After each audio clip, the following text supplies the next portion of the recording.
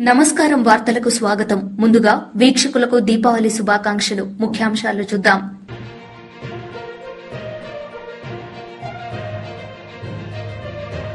దేశవ్యాప్తంగా ఘనంగా దివాళీ వేడుకలు.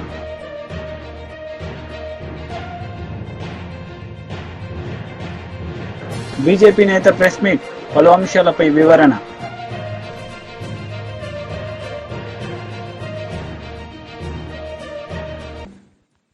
దేశ రక్షణ కోసం ప్రాణాలు అర్పించేందుకు సిద్దంగా ఉండే సైనికులతో కలిసి దీపావళి వేడుకలను జరుపుకునే సంప్రదాయాన్ని ప్రధానమంత్రి నరేంద్ర మోడీ ఈసారి కూడా కొనసాగించారు. గుజరాత్ పర్యటనలో ఉన్న ప్రధానమంత్రి కచ్ ప్రాంతంలో విధులు నిర్వర్తిస్తున్న సరిహద్దు భద్రతా దళం జవాన్లతో కలిసి దీపావళి వేడుకలు జరుపుకున్నారు.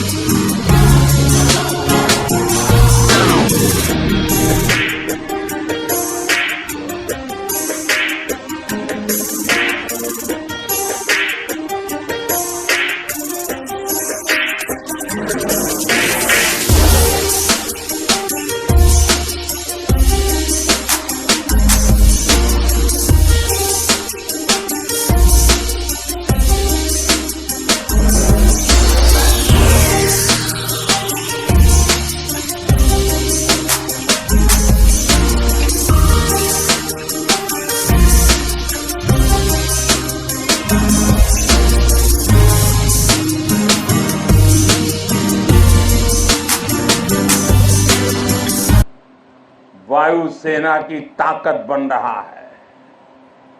हमारा अपना 5th जनरेशन फाइटर एयरक्राफ्ट बनाने का काम भी शुरू हो चुका है। पहले भारत की पहचान हथियार मंगाने वाले देश की थी। आज भारत दुनिया के कितने ही देशों को डिफेंस उपकरण एक्सपोर्ट कर रहा है।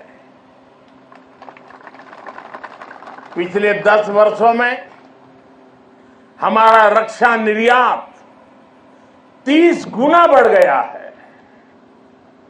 साथियों, सरकार के इस विजन को सफल बनाने में हमारी सेनाओं और सैन्य बलों के सहयोग की भी बड़ी भूमिका है।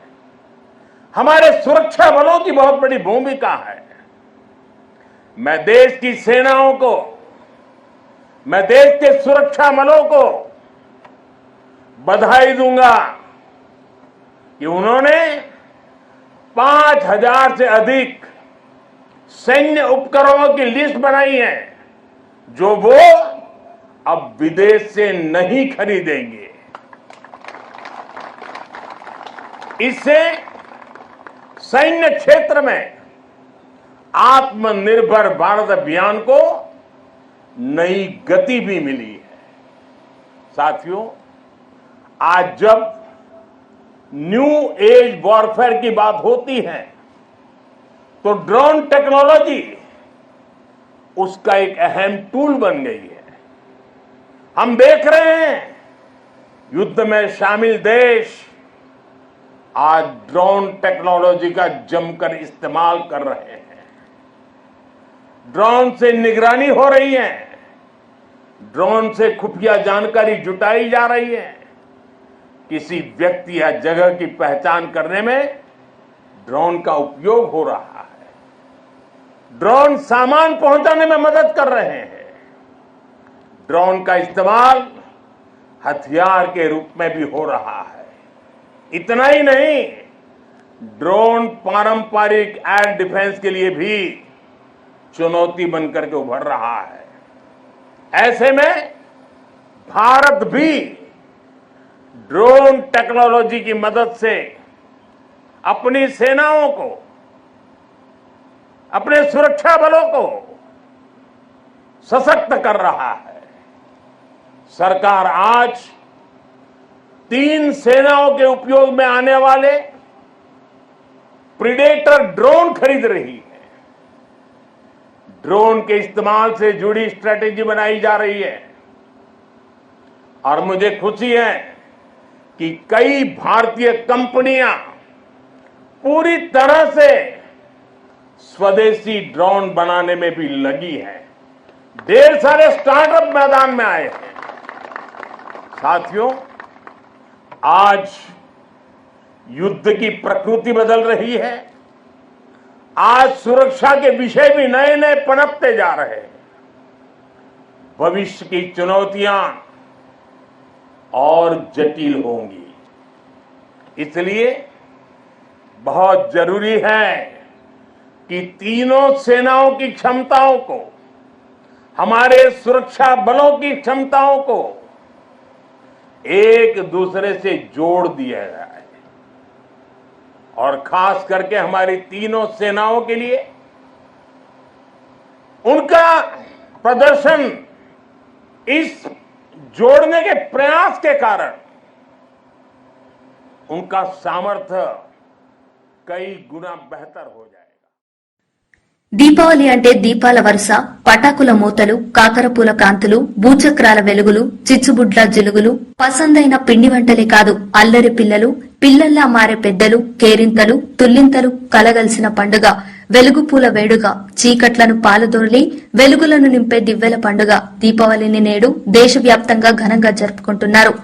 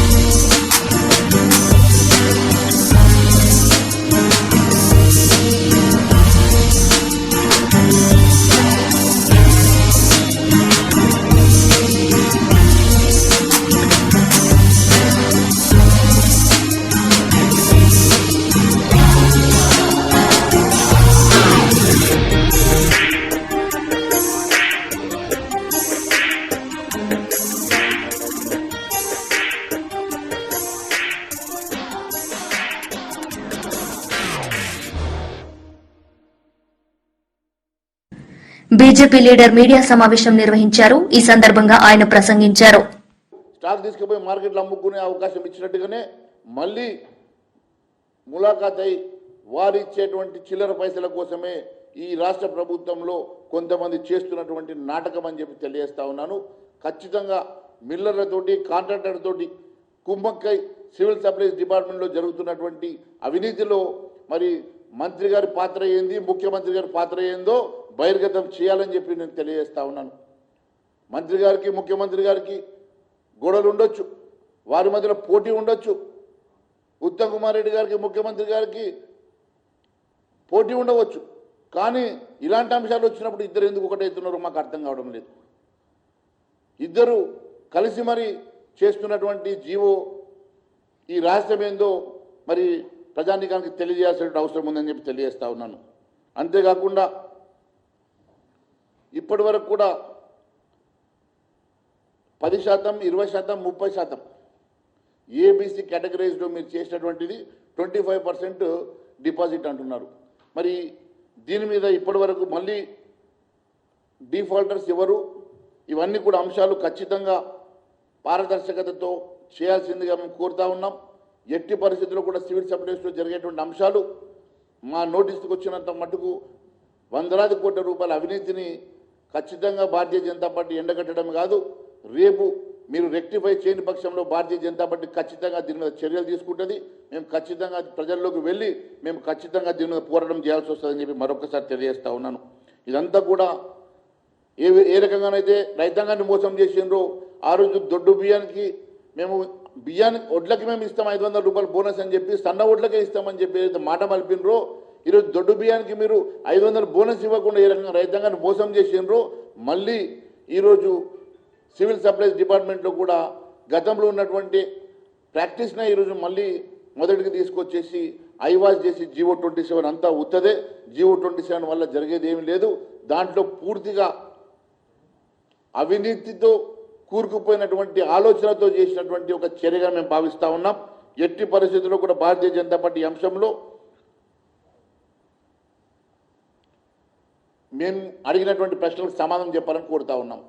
ఎందుకంటే ఇప్పటికీ కూడా ప్రొక్యూర్మెంట్ స్టార్ట్ అయినాక జీవో తీయడం అనేది, ప్రొక్యూర్మెంట్ స్టార్ట్ అయిపోయిన తర్వాత బియ్యం కొనుగోలు కేంద్రం స్టార్ట్ అయిపోయిన తర్వాత మీరు ఆంక్షలు పెట్టి మరి ఇప్పటివరకు ఎంతమంది మిల్లర్లు ఒప్పుకుంటారో తెలియదు, ఒప్పుకోరో తెలియదు, మరి ఎంతమంది మిల్లర్లు దీంట్లో ఎలిజిబుల్ ఉన్నారో తెలియదు, ఎలిజిబిలిటీ ఎంతమందికి రాదో తెలియదు, పబ్లిక్ డొమైన్లో పెట్టకుండా ఇష్టానుసారంగా మీరు ఇక్కడ కాంట్రాక్ట్ మొదలైనాక ప్రొక్యూర్మెంట్ మొదలైనాక మీరు జీవోలు తీసేసి అందరినీ కన్ఫ్యూజ్ చేయడం. ఎందుకంటే చివరి నిమిషంలో అయితే ఎవరు దీన్ని పట్టించుకోరనుకొని పండగ ముందు ఒకరోజు ముందు ఒక జీవో తీసేసి మరి ఎవరికి తెలియకుండా చేతులు దులుపుకుందామని చూస్తున్నటువంటి మంత్రి గారు, ఇది మంచి పద్ధతి కాదు. మీరు ఖచ్చితంగా దీనికి మీరు ఆన్సర్ ఇవ్వాల్సినటువంటి అవసరం ఉన్నది. ఖచ్చితంగా ఈ నివేదికను మేము కేంద్రానికి కూడా ఇస్తాం. మరి కేంద్రం కూడా దీంట్లో, ఎందుకంటే పీడిఎస్ సిస్టంలో కేంద్రం కూడా ఇన్వాల్వ్ అయ్యి కేంద్రం కూడా డబ్బులు ఇస్తుంది కాబట్టి ఖచ్చితంగా ఈ అంశాన్ని మేము కేంద్రానికి నివేదిక ఇస్తామని మరొకసారి తెలియజేస్తా ఉన్నాం.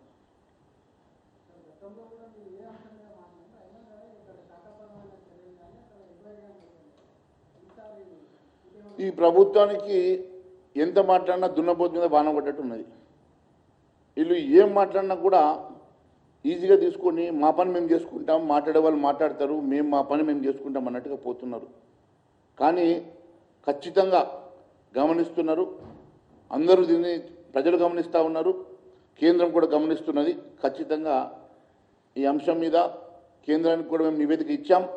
దాని మీద కూడా ఖచ్చితంగా వారు మరి చర్యలు తీసుకునే అవకాశం ఉందని తెలియజేస్తా ఉన్నాం.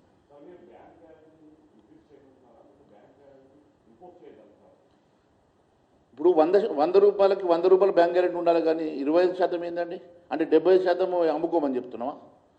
ఆ బ్యాంక్ గ్యారెంటీ ఏమున్నది? బ్యాంక్ గ్యారెంటీకి మీరు ఇవాళ మీరు ప్రొక్యూర్ చేసిన తర్వాత 2 సంవత్సరాలకు కడతాడు. నేను అడిగేది ఏంటంటే ఆల్రెడీ ఉన్నటువంటి స్టాక్కి మీరు బ్యాంక్ గ్యారెంటీ తీసుకుంటలేరు. దాదాపు 7-8 కోట్ల రూపాయలకు మనం వేసినటువంటి టెండర్కి వేసినటువంటి 35 మెట్రిక్ టన్నుల దాని మీద బ్యాంక్ గ్యారెంటీ తీసుకోవట్లేదు. మీరు కేవలం రేపు మళ్ళీ కొత్తగా వచ్చేటువంటి స్టాక్కి మాత్రమే తీసుకొని మళ్ళీ వాళ్ళకే మీరు ప్యాడ్ ఇస్తున్నారు.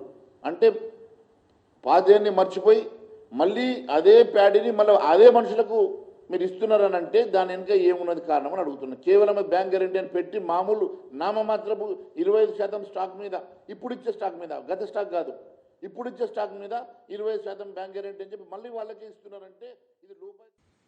నరకాసుర వధ ఉత్సవంలో ముఖ్య అతిథిగా చిన్నజీయర్ స్వామి హాజరయ్యారు. ఈ సందర్భంగా ఆయన సందేశించారు. वेद की शक्ति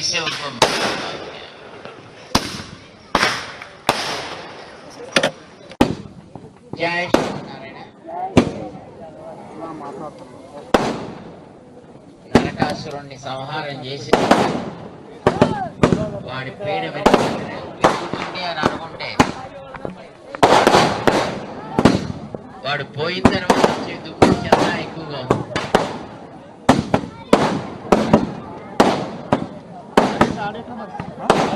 నరకాసురుణ్ణి ఆ స్పీకర్ ఆడుంది తద్వారా మనలో పెట్టాలా?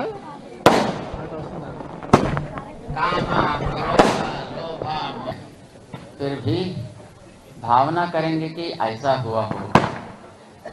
ऐसी भावना करते हुए हम आज रात में दिवाली मनाएंगे और उसका अवसर पर जो जो आयुधों को उन लोगों ने प्रयोग किया है,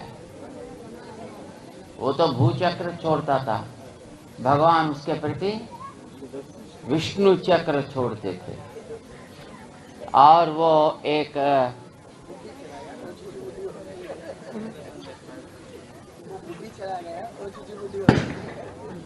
और कुछ वो जलाता था, उसको क्या बोलते हैं, उसको क्रैकर्स, रॉकेट। लेकिन पता नहीं है ये रॉकेट कैसा चलता है, क्या करता है। परंतु आजकल हम लोग देख रहे हैं जो इजराइल और ईरान वाले एक के प्रति एक क्या जबरदस्त रॉकेट चला रहे हैं। कैसी पटाखा एकदम वहाँ हो या यूक्रेन रशिया के बीच में हो, दुनिया में एक प्रकार का युद्ध वातावरण ही दिख रहा है। हम भगवान से प्रार्थना करेंगे, भगवान जैसा आपने नरक को नाश किया और शांति की हवा फैलाया, वैसे ही माँ धरती के ऊपर चलने वाले युद्धों को भी आप समाप्त करा दो और शांति का पवन, शांति की हवा आराम से चले, सब लोग मिलजुल कर आनंद का अनुभव करें। ऐसी प्रार्थना हम सब मिलकर करेंगे, है कि नहीं? ये तो अब जरूरी है। कहीं भी युद्ध ना हो, कहीं भी युद्ध का वातावरण नहीं रहे, सब लोगों का मन में शांति रहे, सब लोग आपस में एक को एक समझकर अपनी अपनी सीमा तक वो संतुष्ट रहें, दूसरों को भी संतोष से रहने दें। ऐसी प्रार्थना हम करेंगे। भगवान ऐसी ताकत को दें हम सबको रखने के लिए और सारी प्रजा आनंद से रहने के लिए हम प्रार्थना करेंगे। उसका ही अनुभव करते हुए हम रात में आज पहले माँ लक्ष्मी जी के पास प्रार्थना करेंगे। करीब 5:30 बजे को माँ लक्ष्मी जी की सन्निधि में हम पूजन करेंगे पहले, बाद में वहाँ पर दिया जलाकर, वहाँ फिर 1-2 पटाखा जलाकर बाद में ही बाकी सबका आरंभ करेंगे।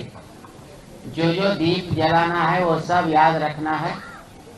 एक एक कम से कम 3 दीपों को जलाएंगे। कितने? 3 दीपों को जलाएंगे। क्यों? एक दीप मेरा जीवन में रोशनी दो, दूसरा दीप मेरा देश का वैभव बढ़े, और तीसरा सब प्राणी मात्र का, चाहे कहीं भी हो, वे सब संतोष से जीवन चलाए। ऐसा 3 दीपों को एक एक जलाएंगे। बाद में पटाखा का आरंभ। तब तक कोई पटाखा नहीं जलाना है, ठीक है ना?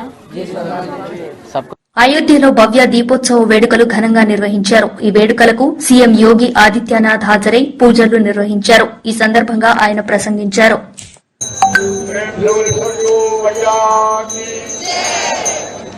रामचंद्र भगवान की उमापति महादेव की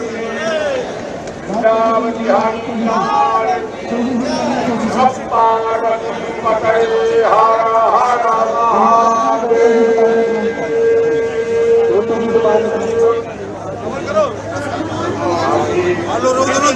सनातन धर्म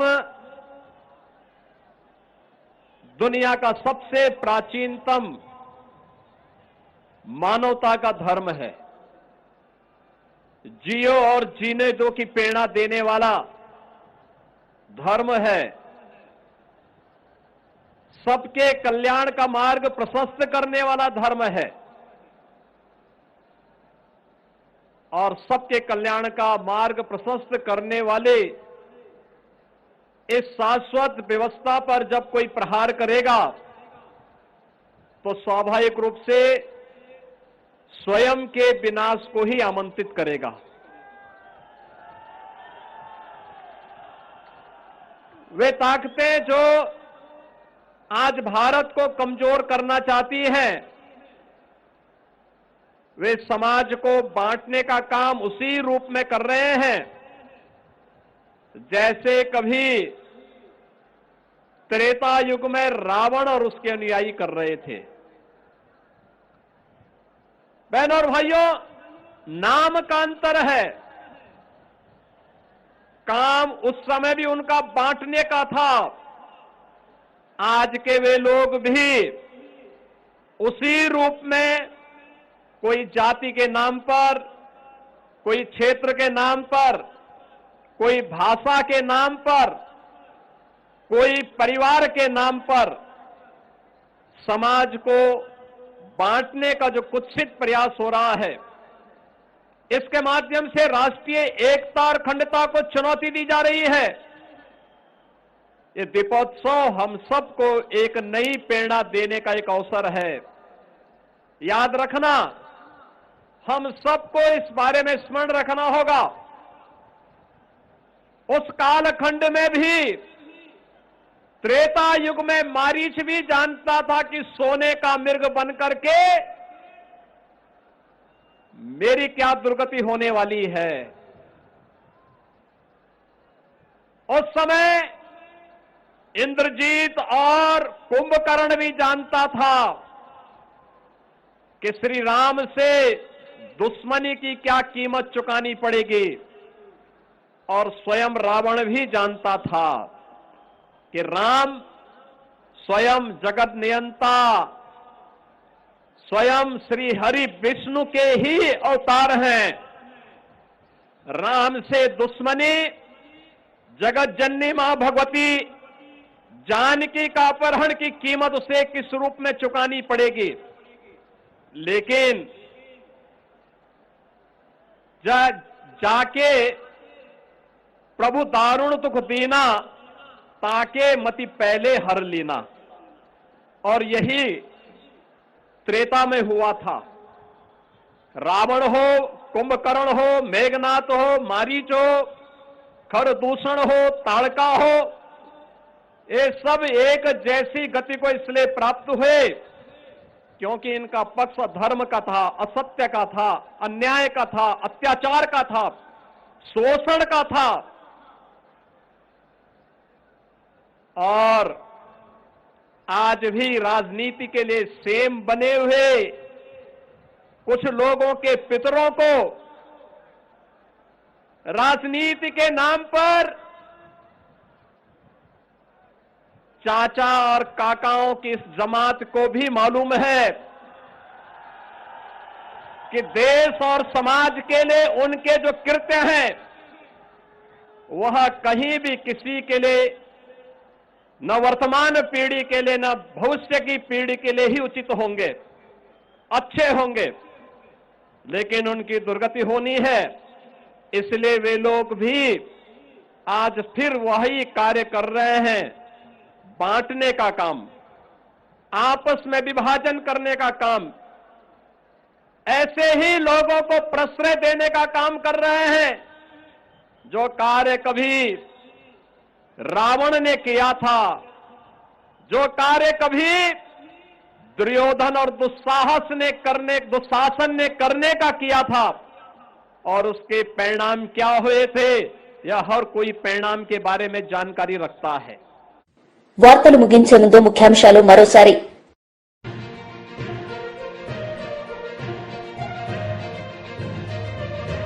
దేశవ్యాప్తంగా ఘనంగా దివాళీ వేడుకలు.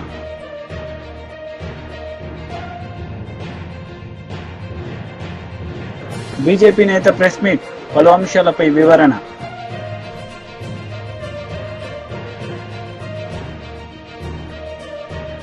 ఈ వార్తలు ఇంతటితో సమాప్తం. తిరిగి ప్రసారమయ్యే వార్తల్లో మళ్లీ కలుద్దాం. అంతవరకు సెలవు. నమస్తే.